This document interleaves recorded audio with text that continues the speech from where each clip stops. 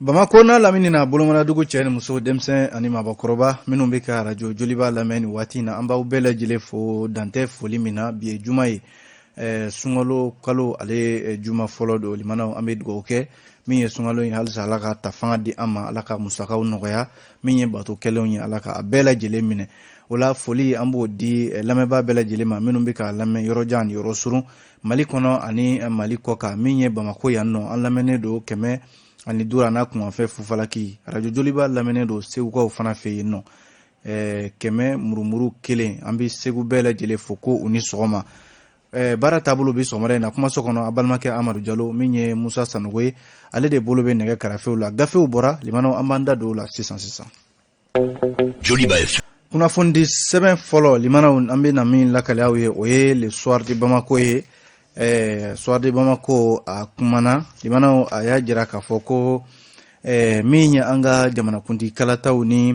député kalataw ani an ka sariya sunba ni o yɛlɛmani bɛ kɛ kalata min bɛ kɛ o k'a ma ko référendum limanaw a bɛɛ lajɛlen waatiw fɔra ministre fɛ min bɛ administration territoriale kunna fanga mara cɛman bɔli baara in bɛɛ lajɛlen lasera gouvernement ka kuma lasela kunungo min bɛ tali kɛ kunnafoni kɛnɛ dɔ senfɛ nka yanni o cɛ limanaw a jarala k'a fɔ min ye référendum ye kalata min kan ka k'o la k'o bolodalen don octobre kalo tile 31 san 2021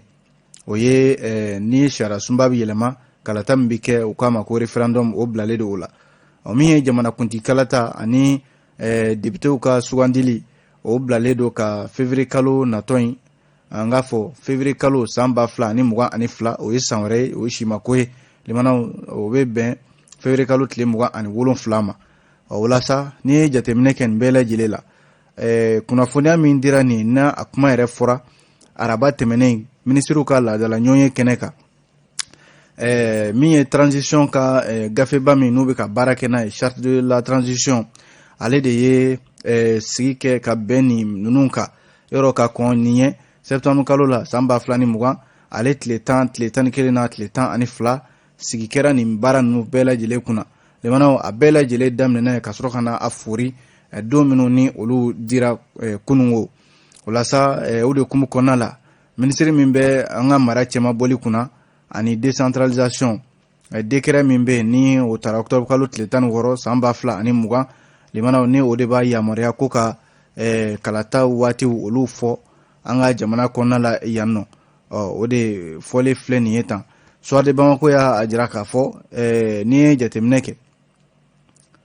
ni référendum bɛ kɛ limanaw a ka kan jamanadenw de ka ɲininka u fɛla la yɔrɔ sariya sunba ale yɛlɛmani ko la jamanadenw fɛla ye min ye u bɛ fɛ min ka don a kɔnɔna la o baaraw olu de kan ka dabɔ olu de kan ka kɛ fɔlɔ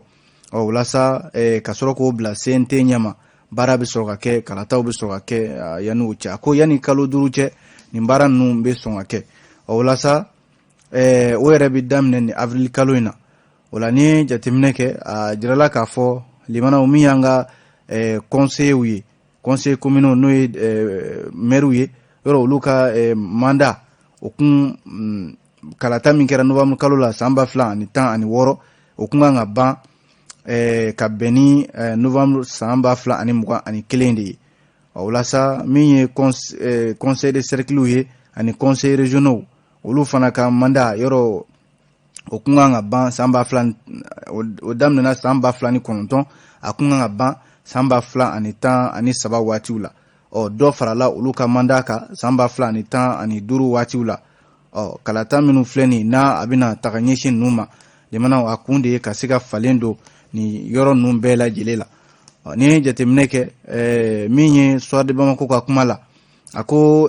ni yɔrɔ minnu filɛ nin an ka conseillers ni maires ni maa minnu bɛ yen ni olu bɛ mairia la limanaw u ka jɔyɔrɔw ka falen a ka kan sabu yɔrɔw don minnu ni u mɛnna sigi la yɔrɔ kofɔlen ninnu na walasa ni ye jateminɛ kɛ kalata ninnu bɛɛ lajɛlen walasa a ka se ka kɛ kalatalaw minnu ye jamanadenw ye limanaw walasa maaw kana na saliya o de y'a to u ye jamanakuntigi kalata k'o ni wasaden kalata k'o bɛɛ lajɛlen kɛ ɲɔgɔn fɛ min ye élection minnu bɛ kɛ n'o ye kalataw ye nga fɔ maire ni conseiller n'a ɲɔgɔnnaw olu ka kalataw olu fana bɛɛ lajɛlen bɛ kɛ ɲɔgɔn fɛ o la sa waati minnu didilen don ka da ɲɔgɔn kan ministre ka fɔ la o de filɛ nin ye référendum an y'a fɔ ten o bɛ kɛ kari dɔ la octobre kalo tile 31 san 2021 o yɛrɛ o man jan sitigi fɛ o la sa min ye conseillers ye des collectivités i n'a fɔ conseils communaux conseil de cercle conseils régionaux conseil de district a jirala k'a fɔ min ye décembre kalo tile 26 san 2021 o bilalen de o la min ye wasaden kalata ye ale ni jamanakuntigi kalata limana o fana bololalen do février kalo la san 2022 o ye san wɛrɛ o tile 27 ni tagu fila yera la o fana na boloda limana ko bila kari mars kalo tile 13 san 2022 min ye tɔw ye min ye mars kalo tile 20 san 2022 o la sa kunungo an y'a fɔ ten ministre min bɛ yen n'ale bɛ jamana ka kuma lase porte parole ale ni administration territoriale olu de jɛra ka kunnafoni di kunnafoni dilaw ma kunnafoni filɛ nin ye limanaw an ye nin bɔ soir de Bamako de kɔnɔ ale ye soir de Bamako kelen in na limanaw ministre min bɛ yen n'ale bɛ an ka kuranko ni jiko kunna limanaw a ye laseli dɔ kɛ min n'a bɛ maa dabali ban kosɛbɛ Seydou Lamine Traoré ale de bɛ min bɛ tali kɛ jiko ani kuranko kunna yɔrɔ nin waati in na kurantigɛ min na a tugutugulen don ɲɔgɔn na a ye maa caman tɔɔrɔ kosɛbɛ min ye ministre ye a bɔra ka ɲɛfɔli minnu kɛ a ko Mali la yan limanaw an ka se ka kuran sɔrɔ ka sɔrɔ ni an ma gulo maa na wa kuran yɛrɛ ka to an bolo kudaye maa si kana jigina sɔrɔ faamaw la limanaw sefa wari miliyari 2,300 ko an mago bɛ o de la bi kurantigɛ ko kuma yɛrɛ kana fɔ fiyewu ni o nafolo tɛ limanaw an sigi kan kurantigɛ do dɛ san o san an bɛ min fɔ ko ka gouvernement minnu bɛ fɔ ɲɔgɔn kan na fɛn fɛn bɛ na a bɛɛ bɛ na i ta de fɔ ka taa n'o tɛ k'a fɔ ko fɛɛrɛ bɛ sɔrɔ a la ministre ye min fɔ n'o ye Seydou Lamine Traoré kunungo a ye kunnafonidilaw wele jamana kunnafonidila bɛɛ lajɛlen tun bɛ kɛnɛ kan ye o la sa kurantigɛ banbali min bɛ sen na ni funteniba in na limanaw ministre kɔni ye ɲɛfɔli minnu kɛ k'a bɛ n'a fɔ fasiri ka kuma la ministre bɛ ka bɔda de ɲini a yɛrɛ la walima ka jamanadenw lasunɔgɔ n'a ka kuma dumanw ye yɔrɔ kuma duman dun tɛ jamana jɔ o la sa limanaw bɛɛ kun sigi bɛ ni nin ye o ni kuma minnu fɔlen filɛ nin ministre fɛ k'a fɔ kurantigɛ bɛ sen na a ko a yɛrɛ ka kuma daminɛ na a ko ale ye jateminɛ min kɛ ko funteni min bɛ sisan limanaw o y'ale yɛrɛ ka jateminɛ ye ko nka a bɛ n'a fɔ u ka baara dɔw de bɛ yen minnu ni olu sen tɛ ka sira sɔrɔ limanaw baara ninnu sen tɛ ka sira sɔrɔ ɲininkali kɛn bɛ yalima nin waati in na munna kuran bɛ se ka bali maaw ka a sɔrɔ nin waati in na mun de bɛ se ka kɛ ani fɛɛrɛ jumɛn de bɛ se ka tigɛ limanaw an bɛ se ka bɔ nin gɛlɛya ninnu kɔnɔna la cogo min na lasa ministre kɔni ye sinsin jɔyɔrɔ damadɔ kan 3 ɲɔgɔnna limanaw k'o ɲɛfɔ a ko Mali yɛrɛ bɛ kuran sɔrɔ ni sira minnu ye o ye ni jateminɛ kɛ baraji minnu bɛ an fɛ yan nɔ an bɛ kuran sɔrɔ o fɛ ani taji bɛ kɛ moteur minnu na k'olu wele limanaw o fana bɛ kuran di ani an dɛmɛbaa ninnu i n'a fɔ an kɛrɛfɛ jamana ninnu an bɛ kuran san minnu fɛ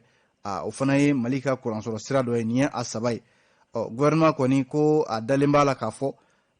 an bɛ ko funteni min bɛ sisan limanaw ko gouvernement kun dan b'a la k'a fɔ nin kurantigɛ in ko a bɛna se nka munna a ma se ka fɛɛrɛ ma se ka sɔrɔ a la ka bɛn ni waati ye ministre y'a jira k'a fɔ Mali yɛrɛ la yan kuran min n'o bɛ di n'o ye méga ye o 400 Mali mago b'o de la bi kuran kana se ka tigɛ fiyewu nka an dun fɛ yan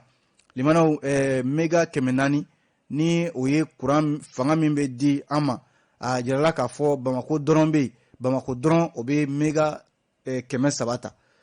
méga 100 tɔ limanaw ko an b'o sa Côte d'Ivoire jamana de fɛ n'i ye jateminɛ kɛ min ye kuranko yɛrɛ ye limanaw ka se ka a se nin hakɛ la a jirala k'a fɔ olu ministre ko olu yɛrɛ na waati kana sɔrɔ kuran ko limana olu nana sɔrɔ baara yɛrɛ tɛ olu ɲɛ sabu a ka fɔ la kuran min kan ka di maaw ma ka se hakɛ la 100 sara o 100 sara a ko olu nana sɔrɔ fanga min tun bɛ yen fanga in limanaw machine minnu bɛ yen ni o bɛ kuran di maaw ma san 20 limanaw bolo tɛ don a la k'a dilan a tɛ entretien tɛ k'a la foyi tɛ k'a la a yen bɛ ka to yen ten min ye a fɔra ko mega 100 o b'an jɛ kɔsa in na ministre ko olu bɛ ka kuranso dɔw jɔ sira kɔrɔ walima yɔrɔ wɛrɛw la Bamako yan nɔ ani IER cour kɔnɔna la ka se ka kuran min b'an jɛ ka dɔ fara o kan n'o tɛ ko olu nani limanaw kalo 6 u y'o de kɛ kalo 6 la ko tiɲɛni min kɛra san 30 yalima kalo 6 bɛ se ka o tiɲɛni nɔ dilan wa fasiridi sɛbɛn kumana a y'a jira k'a fɔ ko ministre limanaw a ye nin kuma min fɔ k'a fɔ ko kalo 6 baara tɛ se ka kɛ kalo 30 tiɲɛni kɔrɔ limanaw ko ministre bɛ bɔda ɲini a yɛrɛ la n'o tɛ san o san ministre minnu bɛna n'u bɛ kuranko kunna san o san funteni mani kun bɔ ale kurantigɛ kelen de bɛ wa kuma kelen min b'u da machine tiɲɛna groupew tɛ yen walima an bɛ kuran sɔrɔ yɔrɔ wɛrɛ limanaw fɔli sen kelen dɔn sen kelen ne ka kuma tɛ a ye nin bɔ Soir de Bamako de kɔnɔ aw bonya b'a la. Joliba FM. kunnafoni sɛbɛn min bɛ yen ni o ye l'indicateur du renouveau ye ale kumana limanaw Dramane Alu Kone a ko k'a bɛna fɔ transition ye taama de daminɛ sisan ko an ka taa a daminɛna transition baara sabu min ye waati min na u kɛlen kɔ ka min ye kalata waatiw fɔ limanaw yɔrɔ gouvernement min ye nin ye n'a a y'a jira k'a fɔ ko cɛmancɛ fanga baara a bɛna se ka dansigi ka k'a la o ye ni kalata ninnu kɛlen kɔ ka ban de hali n'a sɔrɔla limanaw an bɛ waati min na ko sisan foyi kɔni ma kɛ fɔlɔ nka kibaruyaw kɔni dira bɛɛ b'a dɔn k'a fɔ limanaw min ye bandaw ye yɔrɔ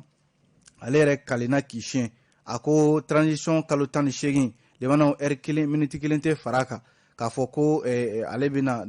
fanga ka dɔ fara a kan o ye hali diɲɛma ye communauté internationale olu ka jagoyala ko ka ɲɛsin cɛmancɛ fanga ma ko ka kalata waatiw di limanaw ko nka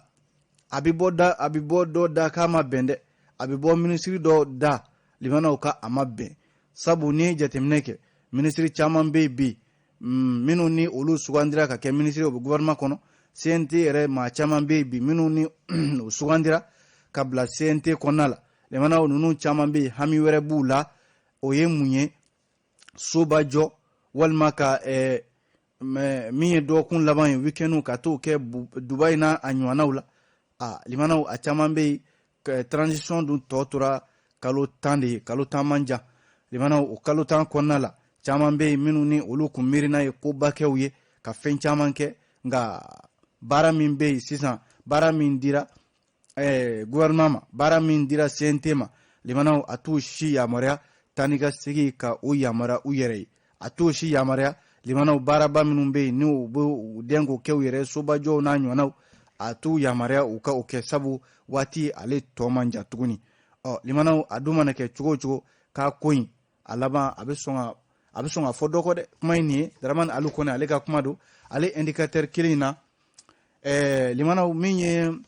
Sidi Ibrahim Ould Sidati ale de ye sema ɲɛmaa ye yɔrɔ min ye marifatigi dɔw taara ale bɔnɛ a nin na tarata tɛmɛnen fo a ka so Bamako yan nɔ maa minnu bɛ yen ni u ma se ka sidɔn a jala k'a fɔ sema ale tun b'o min jɛkulu ɲɛmaaya la sema ye communiqué dɔ kɛ k'a ɲini gouvernement fɛ limanaw ko ka halisa sɛgɛsɛgɛli de guwan walasa maa kofɔlen minnu ye nin baara in kɛ u bɛ se k'a ye cogo min na communiqué in kɔnɔna la u ye a lase ko Sidi Ibrahim Ould Sidati limanaw ale min jɔyɔrɔ bonyana kosɛbɛ a ye jɔyɔrɔbaw fa Mali yɛrɛ ka Mali sen don bɛn ko in na bɛn bɛ se ka na an ka jamana kɔnɔna la cogo min na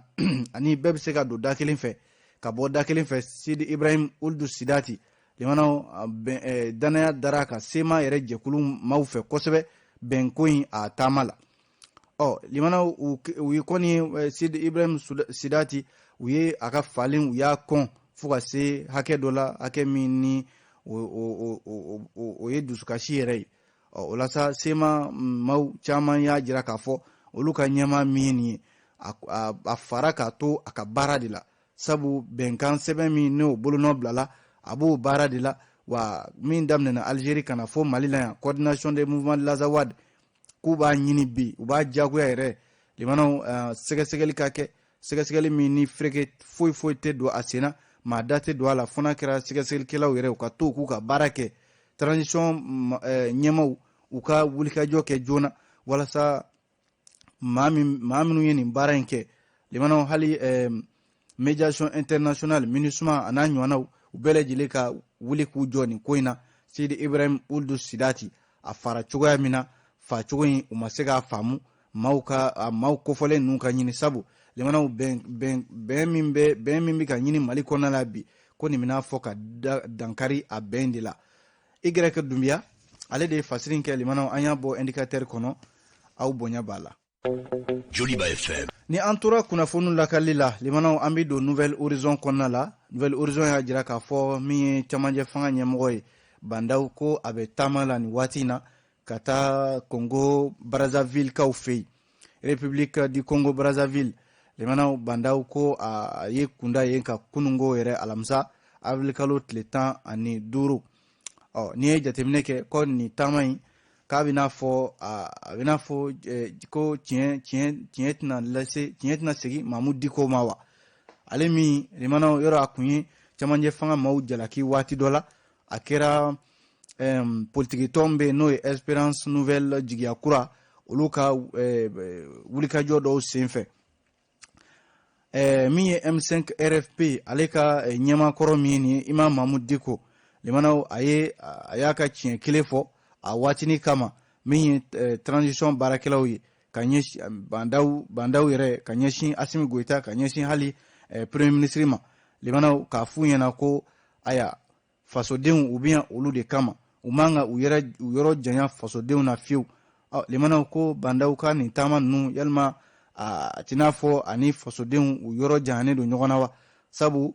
limanaw kabi cɛmancɛ fanga sigi furadama ani sisan cɛ kalo 7 walima kalo 8 jateminɛ min kɛra o ye k'a fɔ cɛmancɛ fanga ɲɛmɔgɔ Bandaw limanaw a ye taama caman de kɛ jamana kɔ kan Faransi tɛ Algérie tɛ Burkina Faso Guinée Conakry Tchad Niger Côte d'Ivoire Togo Maroc kunungo ta o kɛra République Congo Brazzaville limanaw k'a sɔrɔ dun Bandaw a ye kalinga siɲɛ kɛ waati min na k'a ye o kɛ fo ka se nin waati in na a bɛna fɔ balanako min bɛ yen septembre kalo tɛmɛnen tile 25 san 2020 fo ka se bi la Bandaw ko taama a m'o boloda ka taa jamana kɔnɔna la ale dun de ye jamanakuntigi ye ale de bɛɛ ɲɛ jɛyɔrɔ ye hali Kulukoro min ka surun Bamakɔ la kilo 60 ɲɔgɔnna limanaw k'a ma taa ye nka taama min n'o kɛra ka bɔ Bamakɔ dugu kɔnɔna la k'o ye Kati an kɛrɛfɛ kilo 15 o yɛrɛ kɛra armée ka ɲɛnajɔ dɔ de senfɛ fasiri ka fɔ la limanaw ko jamanakuntigi ka kalo 18 min b'a bolo a ka kan kalo 18 a k'a kɛ jamanadenw kɛrɛfɛ a ka jamanadenw ka taa u kɛrɛfɛ min b'u la k'o dɔn sabu cɛmancɛ fanga y'a damana waati ye waati kɛrɛnkɛrɛnnen don a man jan a tɛna fɔ jamanakuntigi min sugandira jamanadenw fɛ ale ka taama bolodalen don ka taa jamana kɔ kan o yamaruyalen don cogo min na ale ta tɛ ten ale cɛmancɛ fanga ɲɛma ka baara limanaw a ka kan jamanadenw ka gɛlɛya yɛrɛ a ka o dɔn i dun t'o dɔn limanaw fo i ka gɛrɛ maaw la i k'u sɛgɛrɛ u sigiyɔrɔw la an dun b'a dɔn jamana in kɔrɔyanfan n'a cɛmancɛ min bɛ yen bamancɛ wale min bɛ yen a jamanadenw bɛ sigi min na limanaw o fana o dɔnnen don a ka kan cɛmancɛ fanga ɲɛma Bandaw maa m'a fɔ ko aya a tɛ taama kɛ dɛ fasiri de bɛ ka lakale nin cogoya la ko maa m'a fɔ a jagoyalen don anw ka jamana ani jamana wɛrɛw ka baara kɛ ɲɔgɔn fɛ hali bɛnkan sɛbɛn min bolonɔ bilala a ka kan jamana wɛrɛw da b'a la nka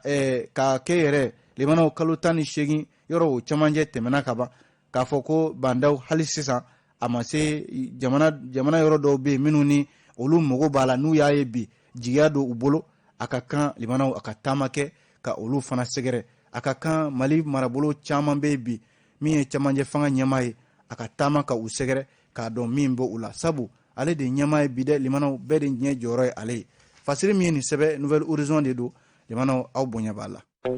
Joliba FM. kunnafoni sɛbɛn min bɛ yen ni o ye l'indépendant ye limanaw kunnafoni teli damadɔ b'a kɔnɔna la a fɔlɔ o ye ko jateminɛ min kɛra limanaw coronavirus boloci nin waati in na a jateminɛ min kɛra jateminɛ labanw na o ye k'a fɔ maa ba 31 ani maa 450 ani 50 o de bolo sira ka ci ka coronavirus bana yɛrɛ kunbɛn yɔrɔ dɔgɔkun 2 o sɔrɔla la ka ban o la dɔgɔkun 2 kɔnɔna la campagne de vaccination min n'o bɛ sen na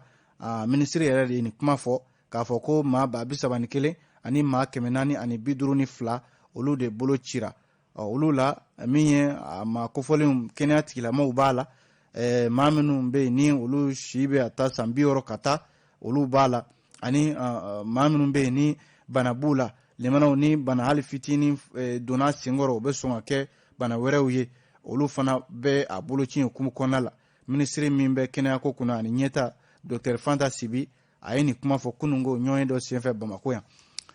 segukaw fɛ yen a jirala k'a fɔ ko maa 300 ani maa 11 olu o sirabakan kasara o de jateminɛna segukaw fɛ yen nɔ kalo 3 fɔlɔ in yɛrɛ la san 2021 min ye kunnafoni ye a bɔra protection civile ka ɲɛmaaso min filɛ nin Segu direction régionale de la protection civile Segu a ka ɲɔgɔn kalo 3 fɔlɔ ɲɔgɔn dɔ senfɛ a kɛra araba tɛmɛnen na limanaw ɲɔgɔn senfɛ u ye kunnafoniya min di o de ye k'a fɔ san 2021 kalo 3 fɔlɔ sirabakan kasara min kɛra Segu o bɛ t'e jɔ 311 na a bɛɛ lajɛlen kɛra sirabaw kan o la min ye ko maa 18 o kɔni ni tora a la maa 500 ni maa 54 olu jogina o la sa